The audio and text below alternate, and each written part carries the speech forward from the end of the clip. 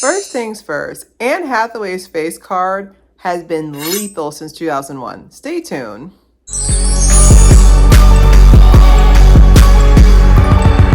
Alright, welcome to another episode of Clear Hair. We are doing Monday movie mayhem. So we were discussing the idea of you, and before I get into my summary of it, first things first. You ever watch a movie just because the actors are attractive? Just me? Okay. Everybody the two main characters are like uncomfortably attractive.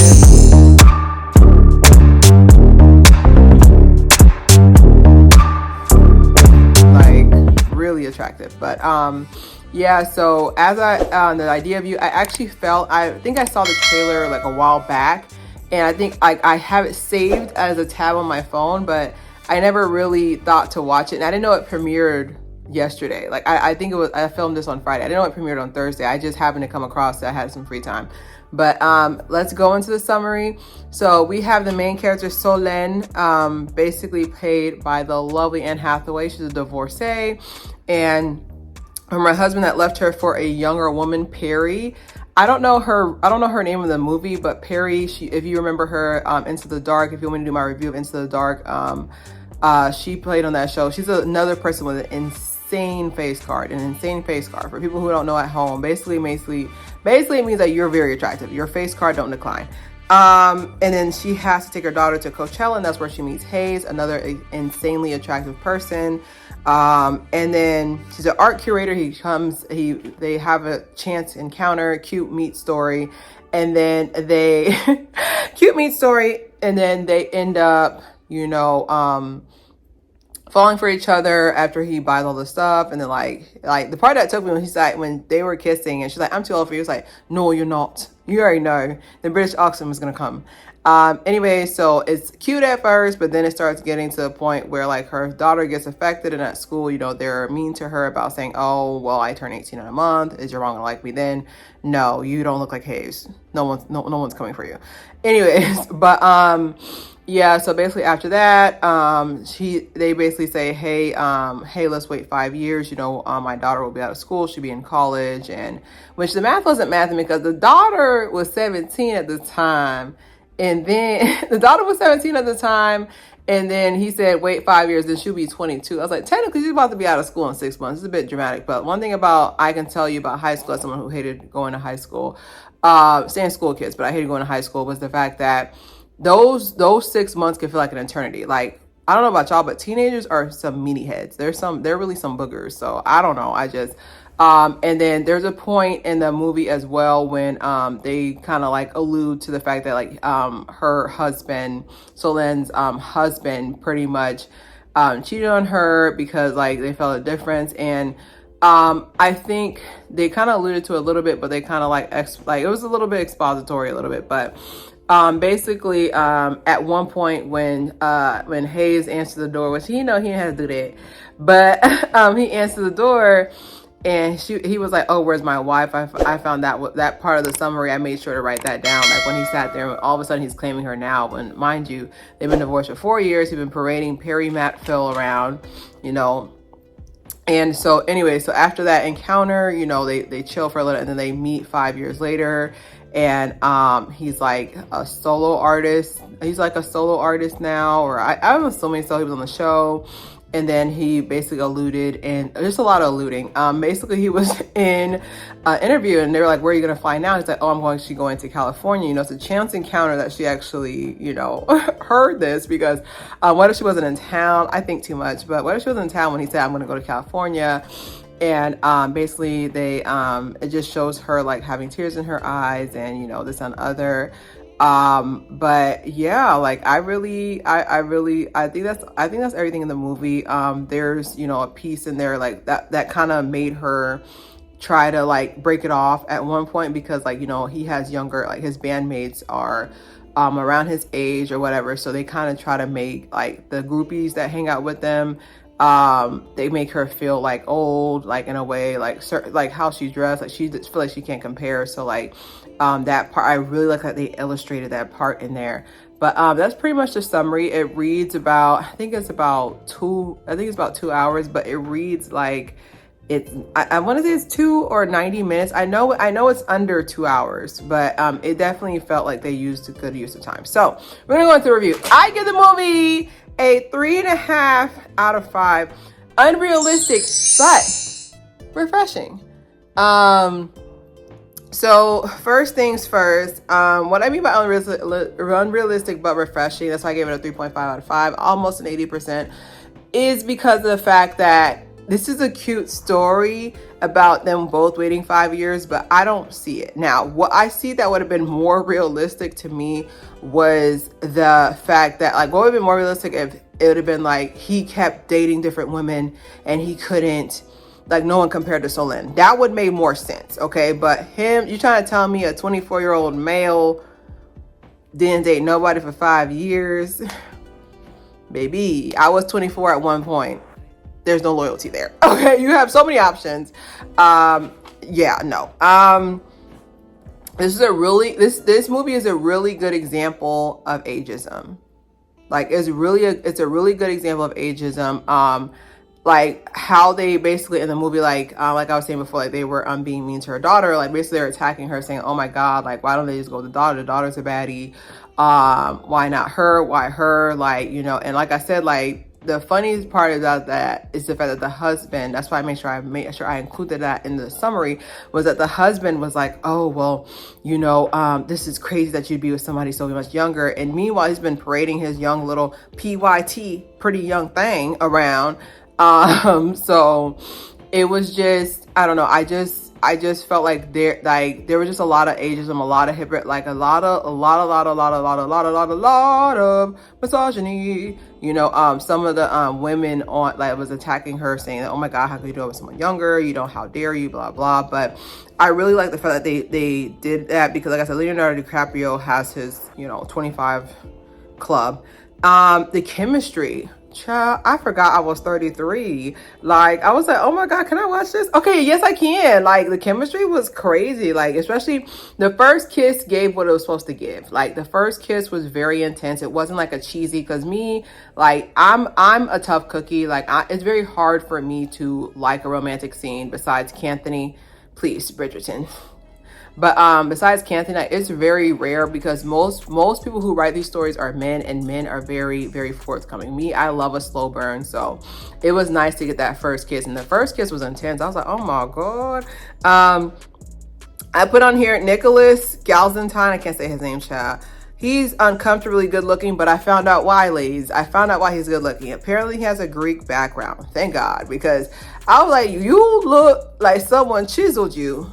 Okay, you're almost uncomfortably good looking. I know what I'm saying. Like, I think I'm cute and good looking, but I'm not uncomfortably good looking. It's like, you can't look at them like, "Oh, you're too attractive." I don't know how to describe it. We'll talk about it in another movie. We'll talk about another episode, but I know what I'm saying. Like, he's almost too good looking, child. But yeah. Now, the part that I didn't like was the timeline. Like, the fact that it took 2 weeks I think it took a summer of them seeing them in France, like, dressed up, that they were together, is BS. You cannot, especially with the internet, how it is now, you're lying if you're trying to tell me it took them a whole summer. No. You're trying to tell me, like, for example, which I feel like it was kind of based off of, for some reason, I feel like it was kind of fan fiction from, what's it called? One Direction, and one of them's with Cheryl Cole. I'm not sure. You'd have to put it in the comments for me, but I feel like it was kind of based off of that a little bit, but I don't believe you.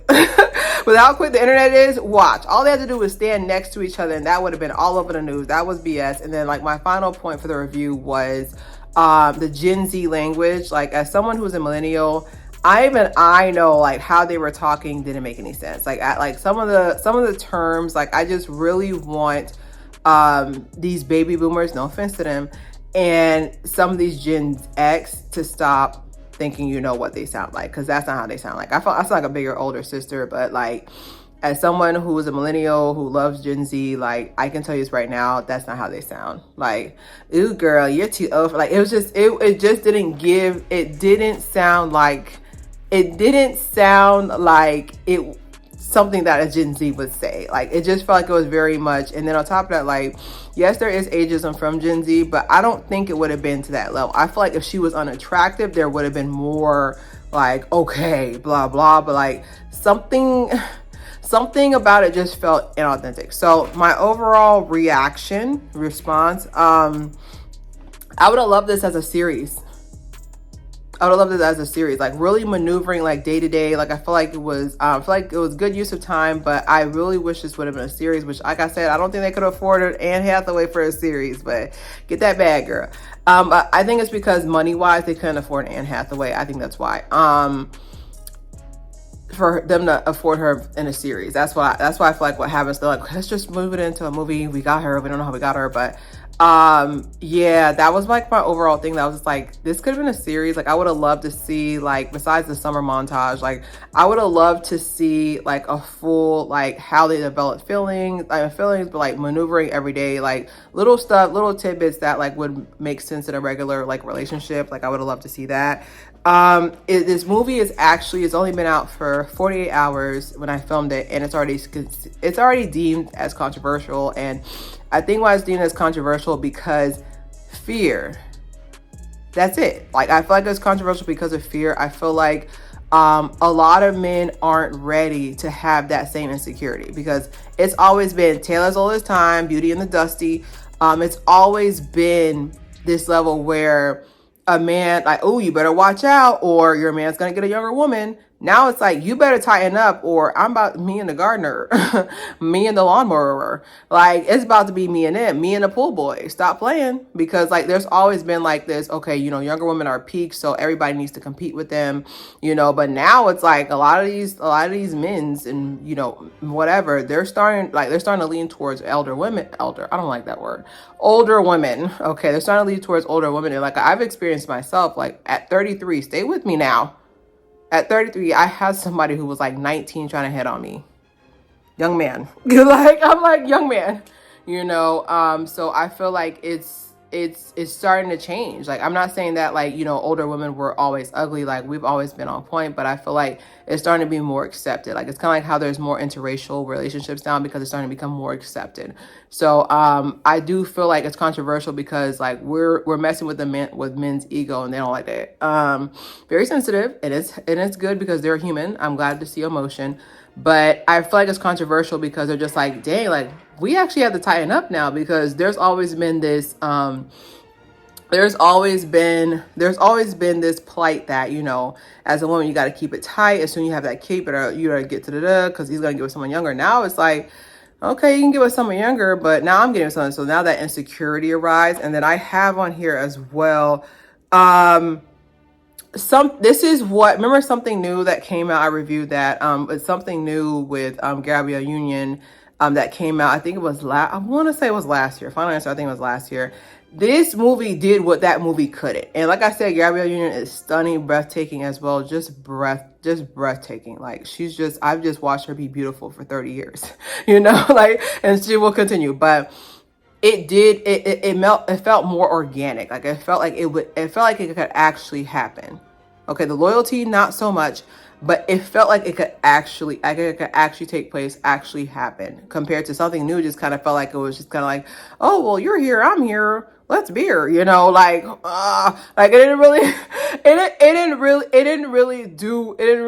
really feel like organic. Because me, like, I think that's why, even like, not to bring Bridgerton up, which I'm already planning a Bridgerton episode, so stay tuned, but not to bring Bridgerton up, but I think a lot of people more so lean towards Bridgerton season 2 more than 1, because it felt more organic. Like, season 1 just felt like, do you know what it feels like to bend? Do you know? And I'm just like, when did this happen? Like, when did these feelings arise, compared to like with Bridgerton season 2 with Canthony? Like they connected on an emotional level. She found out about like why he hates bees and blah blah. Like, it felt like it was more raw. Like, we love authentic, we love genuine connection. Like, with them meeting, like with her, like especially with the fact that me as an overthinker, let's say I was 40 years old, still looking good, because she looks good.